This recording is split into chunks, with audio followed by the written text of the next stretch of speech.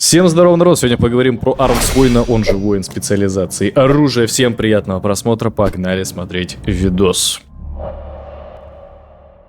Давайте быстренько затронем тему расы, какую лучше стоит выбрать для воина в принципе. Как по мне, лучшим вариантом являются гномы. Во-первых, у нас присутствует активка, которая диспелит с нас все руты. Соответственно, у Вара проблему с рутами, если вас просто вот в них поставили, будете ставить ФК, откисать. И приятнейшая пассивка на увеличенную скорость атаки. Поэтому гном это прям must-have. Но если эстетическая составляющая не позволяет вам играть за воина гнома, тогда, скорее всего, лучше выбрать орка. У орка у нас присутствует активка, которая увеличивает нам силу атаки, соответственно, будет больше дэмэджа, прожимная такая способность. Пассивка на сопротивление к станам. Раньше она была прям вообще имба, сейчас ее немножко порезали, но все-таки она осталась. Ну и за альянс, опять же, можно взять людей. Активка, которая диспелится у вас станы. Раньше также была активнее, которая вообще, в принципе, весь контроль диспелила, сейчас только станы. Ну и пассивки тоже приятные. Как по мне, не стоит упарываться в выбор расы и просто бегайте за ту, которая вам визуально и как-то вот, я не знаю, симпатизирует по лору, может быть. А обилки и способности оставьте на второй план. Но если все-таки это для вас важнее, тогда я уже про это проговорил. Идем дальше.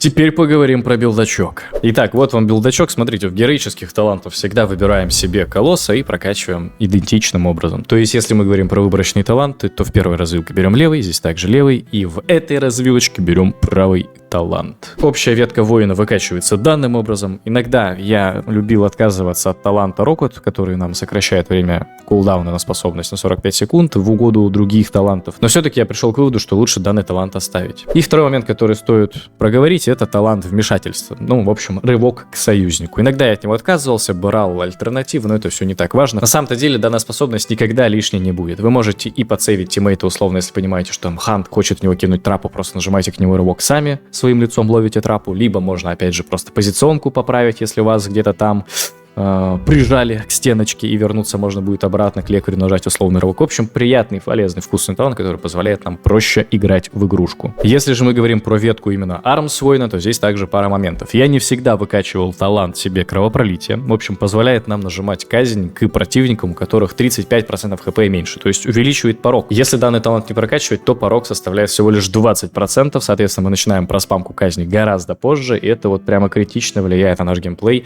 Не стоит отказываться от данного поинта. И также не всегда качают прилив крови, просто позволяет вам дополнительную ярость заработать. Можно отказаться, в принципе, взять себе точность палача, например, если считаете, что это не критично. Но, в общем, вот этот поинт можете засунуть в любое место, которое вам кажется наиболее приятным. Ну, как по мне, да. Если уж не хотите качать себе прилив крови, вкачайте себе точность палача, и будет вам счастье. Народ, весь дополнительный контент, что я записываю, вы можете найти у меня на Бусти. Там присутствуют гайды на различные классы и спеки, есть полноценный видос с настройками интерфейса и аддонов под PvP. Поэтому, если планируете поддержать канал копеечкой и получить за это дополнительный контент, то приглашаю на свой Бусти. На этом рекламку заканчиваю, погнали смотреть основной видос. Теперь говорим про PvP-шные таланты. Прям такой имбулька и must-have, которую, в принципе, всегда мы берем. Это талант, который называется Battlefield Commander. Полевой командир увеличивает нам, в общем, мощность, добавляет эффекты для каждого нашего крика. Это прям точный must-have, всегда берем вообще 100%. Второй PvP-шный талант наш Вихрь, на наш Blade Storm, который позволяет нам и замедлять, и накидывать антихил. Приятный талант, тоже всегда и очень часто берут. Третий талант — это Заточка клинка, соответственно. Также позволяет нам накидывать антихил. И после применения удара колосса, который мы нажимаем под наши бурсты, опять же, наш следующий Mortal Strike будет на 15% больше урона наносить. Приятно, полезно. В каких случаях качаем альтернативные таланты? Ну, например, не всегда можно брать бурю разрушения, если прям нам нужен дизарм. Против каких-нибудь саб-разбойников условных всегда берем себе дизармчик, чтобы подсейвить либо себя, либо тиммейта. Не будет лишним. Все-таки можно заменять таланты. Ну и такие, знаешь, редкие случаи, когда против вас много кастеров, когда вы понимаете, что они прям по вам будут играть постоянно, можно вкачать себе отскок. Хоть кулдаун увеличивается, мы все равно будем отражать 2 спыла, который в нас полетит, и также урон от этих спылов будет увеличен. В общем, иногда ситуативно приятный талант, который можно вкачать. Но больший процентаж ситуаций будет требовать от вас вот такого набора PvP-шных талантов.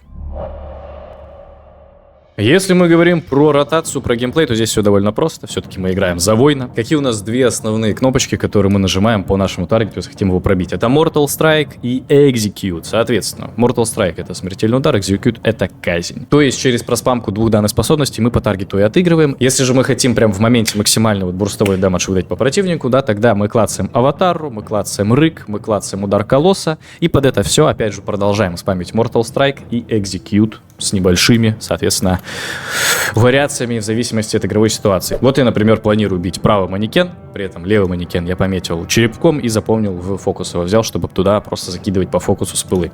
Могу нажать рывок в правый манекен, в это время по фокусу закинуть, допустим, станчик, и потом начинаю спамить Mortal Strike, и если нету возможности нажать Mortal Strike или Execute, я нажимаю еще превосходство. Опять же, просто параллельно и пассивно. Вот мне прогает казнь, я нажимаю казнь. И вы вот эти две кнопочки спамите, как я и говорил. Ну, по сути, три кнопки, окей, еще с превосходством. Mortal Strike превосходство, проки, или если у цели мало хп, тогда еще и казнь. Если же я планирую подбурститься жестко, то опять же я нажимаю аватару, я нажимаю рык, я нажимаю удар колосса, и пошли опять же ту самую проспамку устраивать. Те же самые три кнопки, тут вообще все максимально просто и ничего сложного в этом нету.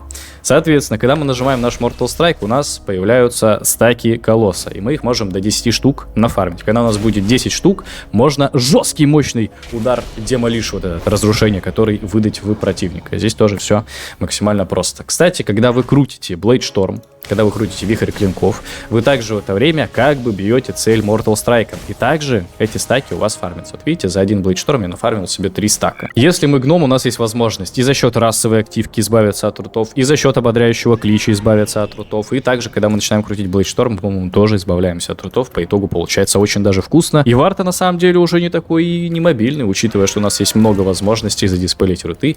А если мы гном, то это еще раз в минуту можно активировать. Соответственно, очень приятно по итогу получается. Опять же, лишним не будет в моменте просто наложить на таргет кровопускание. Опять же, когда мы нажимаем громогласный рык, у нас увеличивается урон от всех эффектов наших, которые мы, за счет кровотечения на таргете имеем. По итогу мы из кровопускания дэмэдж имеем, из громогласного рыка, и также за счет наших основных кнопок мы накидываем на таргет кровотечение, и громогласным рыком мы это все разгоняем, и еще больше дэмэджа по итогу получается. Соответственно, и от кровотечения тоже дэмэджа довольно много. Все остальные обилки — это либо контроль, либо сейвы, которые, в принципе, и так понятно, как использовать. Это уже дело геймплея, и в различных ситуациях по-разному нужно данные кнопки прожимать.